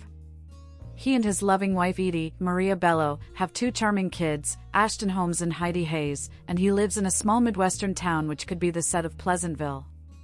Tom owns a local diner in which he serves coffee and chews the fat with friendly locals. However, we're aware that Tom's life won't be remaining so sweet for long, as an opening scene of bloodshed has already set the tone, and sure enough, a pair of violent crooks enter the diner one night and are about to start shooting when Tom leaps into action, killing the pair with blistering speed and efficiency. In fact, his actions are so instinctive and natural that it almost seems like he's done it before. All I can really divulge about the rest of the storyline is that Tom becomes something of a local hero for a couple of days, and his publicity brings the sinister Fogarty, Ed Harris, to town, convinced that Tom is not who he says he is. It would be wrong to spoil any more than that, because one of the chief pleasures of A History of Violence is the way Cronenberg constantly keeps us on our toes with his crafty handling of the material. A History of Violence may seem at first glance like a generic thriller, but the various layers which are subtly piled onto the basic framework of the film make it something very special indeed. Cronenberg's focus here isn't really on the plot at all. He is far more interested in exploring the way normal people react to violence and challenging the standard cinematic depiction of violent acts. As a result, the bloodshed in A History of Violence really hits us hard. When Tom kills the two hoodlums in his bar, the scene is cut and shot with a skill that John Woo would be proud of, and it produces an undeniable thrill for the viewer. Even Tom takes a second to glance at his gun with a look that could be read as awe. But Cronenberg won't let us enjoy the charge of the shootout for too long before cutting to a brief shot of assailants' lifeless bodies. One of them is lying face down in a pool of blood with half his head missing. The excitement which we were all enjoying just a second ago has now caught in our throats. This is not the way things are supposed to be done in Hollywood action movies. The shootouts are exciting for sure, but this time Cronenberg is going to make us view the results as well. Like Michael Hanke's Funny Games, A History of Violence is telling the viewer, if you've come to see violence, here it is, and his handling of these scenes is sharp, brutal, and often horrific. For Cronenberg, violence is like a virus which starts to spread as soon as it arrives in the Stahl family's life. Teenage son Jack lashes out at a school bully whom he usually would run from, while Edie seems to derive an erotic thrill from this dangerous new aspect of Tom's personality. Cronenberg includes two remarkable sex scenes which brilliantly highlight the shift in dynamic between Tom and Edie. In the first, they are tender, playful, and passionate together, the actions of a couple who know each other intimately, while their second coupling, which occurs after the film's massive revelation, is a brutal and aggressive scene which leaves Edie bruised and in tears. She doesn't know who her husband is anymore. Viggo Mortensen is better than he's ever been in the lead role. His low-key performance hits all the right notes as Tom desperately tries to maintain control of his identity and his family. Mortensen's open features lend a note of ambiguity to every scene, notably the haunting final shot, and he makes the often huge shifts in Tom's character believable. Maria Bello lends a real emotional weight to the film with her display, making Edie a complex and fascinating presence, while newcomer Ashton Holmes is impressive in a difficult role. As two of the shady characters who intrude on Tom's life, Ed Harris and William Hurt give wonderfully ripe performances which are both witty and chilling. Cronenberg's direction is faultless, his control of tone and mood is effortless, and his deliberate pacing draws us into the story until we are fully enveloped in its clutches. It's another masterful film from a master filmmaker who has never really received the recognition he has deserved, and those who blanched at the thought of Cronenberg doing an Hollywood action film can rest easy. With A History of Violence, he has created a film as incisive, intelligent, and provocative as you would expect from him, a film which gives the public what they want then chastises them for liking it. In the devastating, wordless final sequence, we fully comprehend the effect that the film's events have had on this family. They are different people now, their relationship changed forever by what they have seen and done, and things will never be the same again. That's what violence does to people. It's not like the movies. Leave it to David Cronenberg to deconstruct the mythical American hero with odd wit and clinical detail. A History of Violence, 2005, looks like a small-town melodrama on the surface, then peels back skin to expose identity, impulse, and the stories we tell to survive. Viggo Mortensen gives one of his sharpest performances as Tom Stahl, a soft-spoken diner owner whose quick, efficient dispatching of two spree killers turns him into a local legend and blows up the quiet life he has built with Edie, played with fierce tenderness by Maria Bello.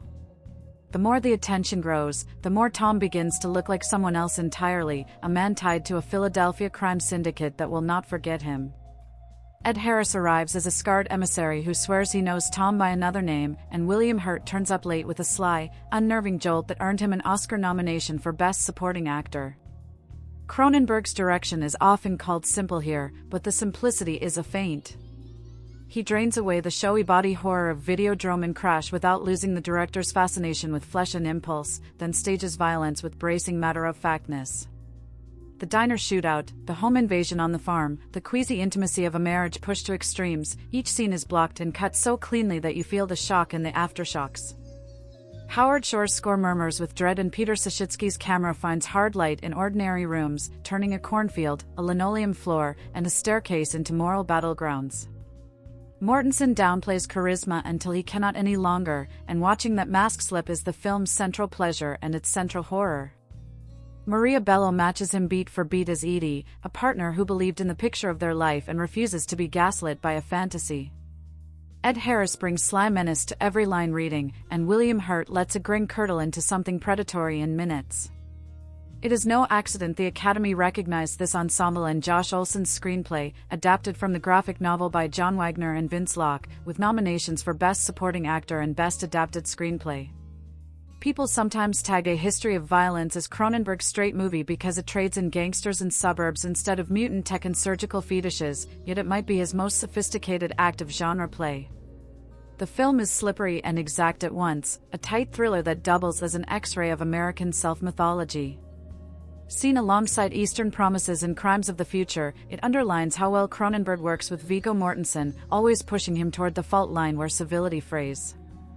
Nearly 20 years on, this remains one of the director's most purely gripping features and, for many, the Cronenberg that is easiest to rewatch without losing the uneasy questions that make it linger.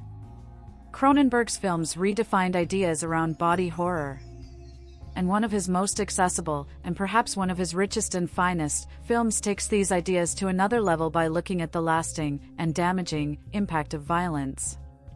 That's not just the immediate, visceral impact either, and Lord knows Cronenberg doesn't shirk on that here, but also the intense, long-term psychological impact and how it shapes entire lives. A History of Violence is a brilliantly told and superb piece of filmmaking that mixes thought-provoking content with a gripping, Western-tinged plot. It's got a claim to being one of the best American films of the noughties. Tom Stahl, Viggo Mortensen, is a regular Joe in a very small town in rural America. Running a small cafe, he lives a blissfully happy life of Americana with his wife Edie, Maria Bello, a lawyer, and their two children Jack, Ashton Holmes, and Sarah, Heidi Hayes. Their world changes forever though when Tom's diner is held up late at night by two ruthless killers, Stephen McHattie and Billy Orser, and, with an instinctive ruthlessness, Tom ruthlessly dispatches the killers and saves the lives of his coworkers and patrons. His heroism makes him a local hero and brings plenty of excited press attention, but why does Tom seem so uncomfortable with this? Could it be linked to the swift arrival in the town of big city criminal Carl Fogarty, Ed Harris, who claims Tom is none other than Joey Cusack, psychopathic hoodlum from Philadelphia who gouged out Fogarty's eye? Are Tom and Joey one and the same? And how will the doubts affect Tom's family? Cronenberg's film brings brilliant tension to this question of identity, setting it in a very modern-feeling frontier town, which has more than a sense of a classic John Ford Western town, complete with disturbance from murderous figures from outside, shattering the peace. But the film adds that distinct Cronenberg touch by suggesting that, behind the quiet diners and picket fences, the real danger may already be at the heart of the town. Is Tom who he claims to be? Or is he a malignant dark force at the center of the town, and his family, bringing destruction to everything? What other dark truths, you can't help but think, might be hiding behind those shutters? But then that's what you get with violence. It taints and ruins everything it touches. Innocent lives are shattered. Families and loved ones are left mourning. But it also twists and shapes the personalities of its perpetrators. It marks them and changes them, washing out positive qualities and leaving those who use it the most drained, empty and uncaring. The film opens with a chilling long shot as McHattie and Orser check out of a motel. Cronenberg keeps the camera still and holds the camera still to study the casual body language and chilling lack of engagement of its killers. Why the delay? I had a little trouble with the maid. The scene continues for an agonizing length, making us dread the reveal of what these clearly dangerous, immoral men have done in this motel, the reveal eventually shown with a clinical precision, which serves as an entree to even greater horrors. The final killing in the motel is the last time the film will shy away from the immediate horrors of violence. Even Tom's heroic slaughter of the killers to save lives doesn't shirk from showing us the impact on the bodies of the killers as Tom dispatches them, bodies torn apart by bullets, with McHattie's killer left with most of his lower jaw destroyed beyond recognition. Later we'll see the impact not only of bullets, but also the jerking death spasms of those who have had their noses smashed into their faces, necks snapped or bullets passed through their heads. Never is this glorified, and never are we allowed to simply categorize some killings as good or bad. No matter who it is, the human body will still suffer staggering trauma. But violence's impact isn't only physical. As Tom's increasing comfort with using his natural propensity for brutal killing, have you never asked, why is he so good at killing people? Fogarty asks, and Edie, still in denial, grows, so violence takes over his family and starts to shape the actions and decisions of those around him. Arguments become more regular and more visceral. Tom's gentle son brutally beats his bully at school. The loving father Tom suddenly slaps him across the face. Edie and Tom's blissful life, we see them playfully making love on a date night, degenerates into conflict, distrust, flashes of violence, and finally an angry, intense and passionate sex scene on the stairs that is an exact mirror image of their earlier love scene. Edie is, for all her horror at Tom, partly excited by finding her husband has such a capacity for danger and brutality. That's the dark attraction of violence in this film, it reveals secrets about ourselves. Tom seems to subtly shift within conversations from the gentle Tom into the chillingly distant Joey. Worst of all, the more that muscle is stretched, the more Tom seems to take comfort and enjoyment in it. Taking what we want, with no regards for the consequences, is liberating and makes us feel strong. No wonder it's so attractive. And no wonder violence has so shaped and defined humanity's history. It tends to get people what they want, and it can feel good. And it looks cool. Because despite the horrors of the impact of the violence, Cronenberg is also honest enough to admit that it's exciting. At the film's center is a superb performance of cryptic unknowability from Viggo Mortensen, in possibly his finest role. Mortensen uses micro-expressions, small beats and body language that moves between casual and chillingly precise to show two personalities in one body. And Mortensen also demonstrates the struggle between the man he wants to be and the man he might well be. He's equally matched by Bello, wonderful as a woman who finds her whole life destroyed but can't shake an unnerving attraction to this man of danger who has suddenly emerged. The entire cast are pretty much faultless. Ed Harris gets a decent role of gruff menace, but the film is almost lifted in a final act cameo by William Hurt. Oscar nominated for, what amounts to, less than 5 minutes of screen time, Hurt is simply a force of nature as a Philadelphia crime boss kingpin, purring out his lines with all the fury of a caged lion, mixing a readiness for violence with a darkly comic menace. It relaunched Hurt's career as a leading character actor, and arguably he should have nabbed the Oscar for it. Cronenberg's film engages with ideas of identity throughout. What defines us? The things we've done? The choices we've made? How many years need to pass before we can say that we've changed? What makes us better? And can we decide the sort of people we want to be? It's impossible to say for sure. If your whole family life is founded on a lie, how do you know what about yourself is true or not? These are fascinating questions, and the film offers no easy answers at all. Can Tom return to the life before a violent history shook everything up? Perhaps he can, perhaps he can't. But one thing's for sure, and Cronenberg makes clear, it won't be a simple overnight fix and a Hollywood ending. For all the hoodlums Tom dispatches, the real damage is on the workings of his family, and the real casualty is the life his family thought they had. And those wounds don't heal. He's right, his idyllic Shangri-La is shattered with the arrival of two thugs meaning to do him and his patrons harm.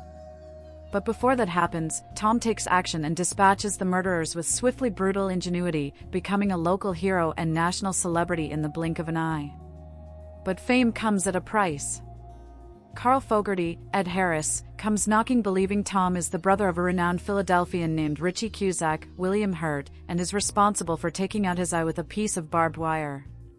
He's mistaken, of course, but that doesn't mean the entire Stahl family isn't in any less danger. Based on the acclaimed graphic novel by John Wagner and Vince Locke, and working from a screenplay by Josh Olson, A History of Violence is easily David Cronenberg's most accessible feature since The Fly. Even then, this is still a morally complex potboiler sure to unsettle and perplex general audiences, Cronenberg daring to ask tough questions about family, faith, love, and the aftereffects of violence some are certain to find distasteful. Not me. This is an astonishing thriller made for viewers willing to take the time to ponder everything the director fearlessly brings from the depths of the human condition and subsequently strips bare for all to look upon. Meticulously scripted and acted to perfection, Cronenberg elevates the stakes incrementally, slowly descending into a Hitchcockian netherworld of mistaken identity before exploding that scenario into a damning spiral of depraved inhumanity from which there is potentially no escape. So much in Cronenberg's oeuvre is obsessed with reality and trying to separate it from fantasy. Throughout his career, the idea that the little lies we tell ourselves to make it through the day can be far more lethal than the actual things going on around us is what gives the director's filmography its juice. The danger he posits is to become lost in those little white lies, trapped in the world they create for eternity and, like the protagonists in Rabid, The Fly, Dead Ringers, Videodrome, and Existence, is key to leading all of them to their doom. The fantasy in A History of Violence isn't some William S. Burroughs psychedelic virtual reality, it's the American dream. A good job, a nice house, a loving family, all of it a lie. Deceit is just another type of violence, a form of psychological warfare that even under the best circumstances will only lead to uncertainty and despair. To Cronenberg, this violence is the damning one, the one to fear, this well-intentioned dishonesty the thing that will rain devastation upon an unsuspecting family. This movie is far from perfect. It's very neat and tidy. Tom hits the national airwaves as a hero, and yet only one reporter comes to his home after he returns from the hospital. Known mafia men come and go mysteriously, and, even though the local sheriff is on the case, no one thinks to phone the FBI to have them watched. After more men end up dead, this time on Tom's front lawn, not a single journalist shows up, even though this time the slain gunmen are far more famously heinous than those he sent to the morgue back at the diner. But I'm nitpicking. The acting is universally strong, including Oscar-caliber turns from Mortensen and Bello. Harris and Hurt add undeniable menace, the latter showcasing a surreal combination of whimsy and malevolence which helps take the picture into a bizarre climactic showdown I didn't see coming. From a technical standpoint, Howard Shore's thrilling score is insidiously menacing, while Peter Sashitsky's cinematography is outstanding. Cronenberg is a filmmaker willing to push boundaries and ask tough questions others don't just shy away from, they sprint in the opposite direction in total fear. A History of Violence is no different. It is an unsettling trek into the heartland full of the director's trademark blood and gore, and yet its most unnerving aspect has nothing to do with bullets to the head or other forms of bodily dismemberment. It's something far more internal. It's a trip to the most perverse and uncomfortable location of them all, home. At first glance, A History of Violence appears to be a more straightforward outing from David Cronenberg. Adapted from a graphic novel, the film plays with a classic noir conceit of a man whose past comes back to haunt him. It contains powerhouse performances from its two leads and revels in calculated moments of violence exploding out of coiled tension. If you had never seen a Cronenberg film before, you could still appreciate the film's Darwinian vision and revel in what an efficient dramatic thriller it is. But if you approach the film as Cronenbergesque and yet another distillation of this Freudian director's disturbing psyche, you discover an entirely new side to the story, one that's not just about the past haunting a man, but about human evolution, our animal nature, and the myth of stable society. Thus, A History of Violence is one of Cronenberg's most accessible films, but like his other mainstream hit The Fly, it's also an exquisite distillation of his obsessions. The film follows Tom Stahl, Viggo Mortensen, an unassuming diner owner living in the small town of Millbrook, Indiana. He leads an idyllic life and has a loving family. Our very first glimpse of the Stahl family shows how loving they are to an almost parodic degree. Tom's young daughter, Sarah, Heidi Hayes, awakens from a nightmare and Tom rushes in to calm her down. Soon enough, his teenage son, Jack Ashton Holmes, and wife, Edie Maria Bello, also arrive to help Sarah realize that there's nothing to be afraid of in life. Tom assures her that there's no such thing as monsters, but Cronenberg will soon show that not to be true. In fact, the first scene of A History of Violence demonstrates the monstrous depravity people are capable of. In a virtuoso long take, Cronenberg follows two men, Stephen McHattie and Greg Brick, checking out of a motel somewhere in the Midwest. Cronenberg's camera moves slowly left to right, following the men from their motel room to their car and then to the manager's office, where they're going to check out. It only cuts after the one man enters the manager's office to get some water and we're finally shown the reality of what the men had been discussing in euphemism. They killed the manager and the maid in order to cover their tracks. The scene ends with the younger men finding a girl hiding in the bathroom and callously shooting her. With this monstrous act of violence setting the stage for what's to come, it's impossible to accept the lovely, Norman Rockwell-style American life as it's being presented to us. And Cronenberg doesn't want us to. This opening remains one of the most memorable of the 2000s and is uncharacteristically flashy for Cronenberg. A History of Violence is more blunt and on the nose than most of Cronenberg's work. It doesn't waste time with implication or suggestion, instead clearly exploring its themes and moving forward with a furious narrative momentum. In short, the opening shot clarifies the film's focus on violence and human evil wreaking havoc on the idyllic setting of America, leaving no room for misunderstanding. After the younger man pulls the trigger to shoot the little girl, Cronenberg does a classic Spielberg-style smash cut to Sarah screaming in her bedroom and we meet the Stahl family. The shot is almost a recreation of the famous smash cut in The Lost World, Jurassic Park, but it doesn't have any of the humor of that edit. After meeting the Stahls, we follow the family in their ordinary routines and observe their touchingly corny family life. This being a Cronenberg film, part of this depiction of their routines follows Tom and Edie's sex life, as sexuality is an essential way people demonstrate who they are. Here, we watch as Tom and Edie play out a high school role play when the kids are not home. Edie dresses in a sexy cheerleader outfit, while Tom blunders his way through his role as the wide-eyed teenage boy, overwhelmed by being with a girl. Cronenberg is foregrounding the notion of roleplay here, signaling us for what's to come, but he's also not mocking the characters or trying to show that they're phony. In Cronenberg's vision of society, everyone is playing a role all the time, in public and in private, as stable society is built upon agreed roles. So here, Tom and Edie are playing roles, but they do love each other, best exemplified by their performing 69 on each other, which is as selfless a sex act as you'll ever see in a Cronenberg film. Eventually, the film's two narrative threads meet as the killers from the opening find their way to Millbrook and Tom's diner. Leaving a trail of destruction in their wake and acting like agents of chaos in the mold of characters like Anton Chigurh in No Country for Old Men that had come to define the cinema of the aughts, the killers hold up Tom's diner and plan to kill everyone inside. But after the younger man gropes the waitress and plans to rape her, Tom springs into action and kills the men in a shockingly violent display of self-defense.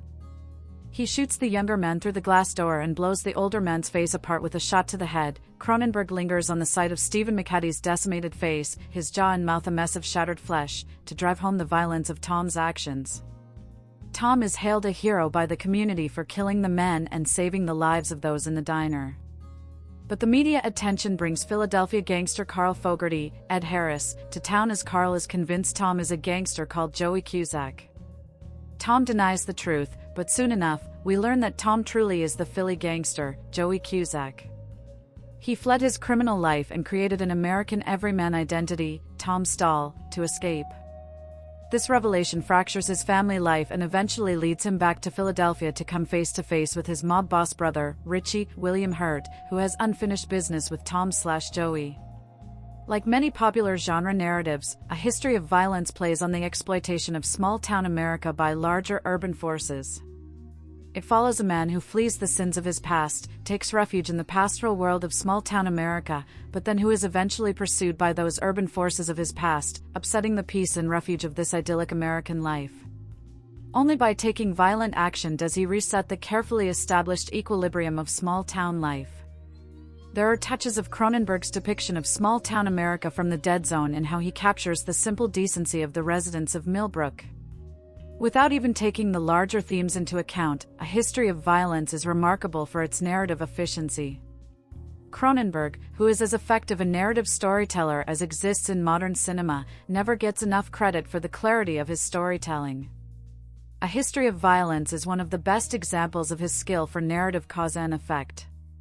Character motivations are clear, each scene fuels the momentum of the one that follows it, and the film moves at a rapid pace. A History of Violence only runs 96 minutes, and it feels shorter than most episodes of prestige television due to its pacing.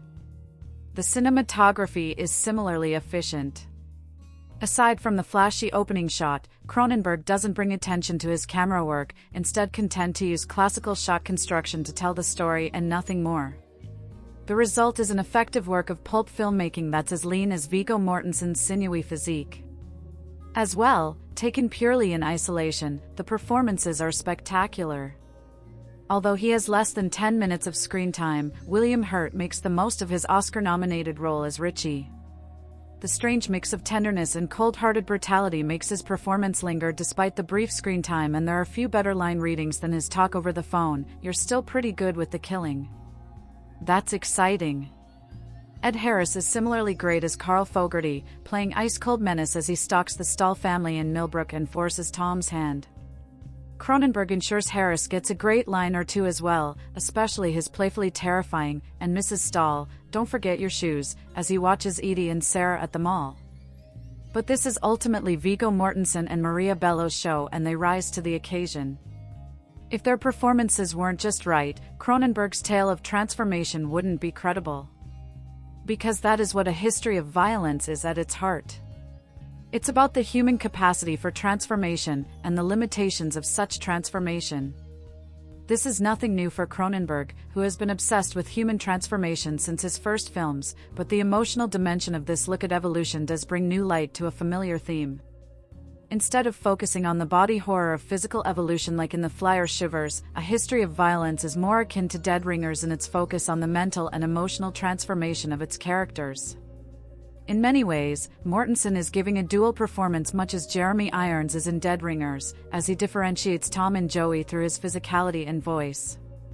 Cronenberg cues us to the film's focus on transformation before we witness the killings in the diner and before we learn about Tom's true identity. The story of Tom's fry cook relays how an ex-girlfriend would have nightmares where, instead of her boyfriend, he was some kind of demented killer. This is the narrative of A History of Violence in a nutshell, capturing the film's exploration of how Joey Cusack became Tom Stahl and viewing it through the lens of Tom/Joey's wife, Edie. Once Tom kills the men in the diner and Carl Fogarty arrives in town, Joey is unleashed. Tom's violent impulses are let loose once again, even though he has worked for decades to kill his old self and become more than what he was. He has transformed into a new, better being, but just as in The Fly or Crash, evolution is not perfect. There is always devolution mixed in with the growth, or, in the case of Joey's transformation into Tom, there is an inability to escape the brutal characteristics of Joey that live on inside him. Just as Vaughn's transformation into a metaphorically higher being in Crash unleashes his animalistic urges and need to dominate, the moment in the diner untaps the animalistic violence of Tom's old self, Joey. As Edie says midway through the film, "I saw a killer, the one Fogarty told me about." Tom has devolved into his old self and there's no going back. What's so brilliant about A History of Violence, and so well observed by Cronenberg throughout his work, is that devolution is not restrained to the individual. Once violence is unleashed, it reverberates out and affects everyone surrounding the individual. It's like the virus in Shivers, infecting one person after another. This is most evidently displayed in Tom's son, Jack, who savagely beats up a bully at school after Tom kills the men in the diner. In early scenes, Jack is content to diffuse situations through humor and self-deprecation, but after Tom has shown his son the way, Jack uses violence to sort out his problems. Tom berates Jack for his actions, telling him that, in this family we do not solve our problems by hitting people. Jack spits back, "No, we shoot them," and Tom slaps him in response, proving the lie of his own words. Jack grows violent like his father after the truth about his past has been revealed, but even Edie changes along with Tom, even though she never surrenders her role as the film's moral perspective. This is most clearly demonstrated in the violent sex scene on the staircase, where after lying to the sheriff, Tom forces himself upon Edie. She hits him and he hits her back, and they end up wrestling on the staircase until Edie kisses him and they have violent sex against the wood of the stairs. It's one of the most uncomfortable scenes in Cronenberg's entire filmography, not just for the ambiguity about whether the sex scene is rape or not. For Cronenberg's part, he included Edie initiating the kiss to try to clarify the scene, but there is still a deeply disturbing ambiguity here, but because it stands in such marked contrast to the tender, selfless sex scene that came earlier in the film. This is Cronenberg at his most Freudian, showing how transgression unleashes our violent natures and how these natures cannot be controlled once they're unleashed. Of course, this Freudian understanding of repression and transgression is not limited to the individual. It affects the society as a whole. Thus, in A History of Violence, Tom's devolution to Joey does not only affect him and his family, but it speaks to the whole fabric of American society. In many ways, A History of Violence operates like Clint Eastwood's Unforgiven, with a man of violence abandoning his ways, being forced back to committing violence to right wrongs, and then being unable to bury that violence once it has been unleashed once again. Similar to how William Money's violence in Eastwood's films stands in for the uncorking of America's violent soul, Tom's regression to his old ways also reveals the violence that lingers beneath the stability of American life. This undercutting of the myth of America is not an accident here or something that can be gleaned from the margins of the film's thematics. It's too overarching to be anything but deliberate. For one, it's important that the film takes place in the American heartland, as small-town America has always been valued as the real America. Tom has created the all-American family and is living the American dream, as Richie says. He purposefully fashioned a family that resembles the American ideal, but his family is built on a lie, just like the American ideals it attempts to fabricate. Furthermore, Tom's violence in the diner is celebrated by the community around him. He's labeled American hero Tom Stahl, and not once do people equivocate over the brutality of Tom's actions, even if they were done in self-defense. For this small community that's meant to stand in for America as a whole, the application of violence protects the community and is an ultimate good. In fact, Tom's actions are essentially the playing out of a fantasy that many American men have about the world. They hope to be in the midst of a mass shooting or terrorist attack so that they can play the hero and unleash their violence on the world in a socially approved way. They want to satisfy their bloodlust by being the hero. All of this shows that Tom's actions in A History of Violence are meant as a larger statement on American society. It's not that Tom is a false American hero, it's that he is a true American hero, and that American heroism is built upon a foundation of violence and the application of myth upon myth. Like Unforgiven, the film is about the re-establishment of equilibrium through violence. Thus, the instability and moral transgression that comes along with Tom's heroic violence, such as his brutality with his family and unquenchable thirst for violence, are part and parcel to the American identity. The haunting final scene clarifies the film's exploration of violence being a cornerstone of the American identity. If Tom's family is the all-American family, the ideal that the country strives for, then there is no way to read the final scene, where Tom returns home after murdering Richie and his men and walks in on his family having supper, as anything other than a consent and justification of the violence Tom has committed in the film. As Tom stands by the door, watching his family eat a humble American dinner, his daughter, Sarah, gets up from the table, grabs a plate, and puts it in the place setting where Tom usually sits. Tom sits down and Jack hands him the meatloaf. Tom stares at Edie and Edie stares back and says nothing. He's been accepted back into the ideal American family, despite all the depravity of what he's done. Thus, his family, which stands in for America, has worried about the morality of what Tom has done, but ultimately approves of his actions. Why else accept him back? The ending is chilling in the implications it has for America as a whole and the acceptance of violence as necessary to the stability of society. It weds Cronenberg's Freudian obsessions with repression and transgression with a larger commentary on what it means to be an American hero. It explores the evolution and devolution of an individual and the viral effect that evolution has on the people around him. It's a classically Cronenbergesque narrative, but it's also a great thriller and one of the best neo-noirs of the new millennium. It's yet another masterful work by this cinematic clinician who uses his camera to peel back the layers of what it means to be human. After the cultural phenomenon that was the Lord of the Rings trilogy, LOTR, 2001 to 2003, both its stars and its collaborative all-star team of auteurs were changed forever. Peter Jackson became a household name and Ian McKellen, at the ripe old ages of 62 to 64, established his most famous and endearing character. The film's other notable lead, Viggo Mortensen, had been a prolific actor long before the now legendary trilogy, but at the ages of 43 to 45 finally broke into the mainstream with his equally endearing fatherly character of Aragorn.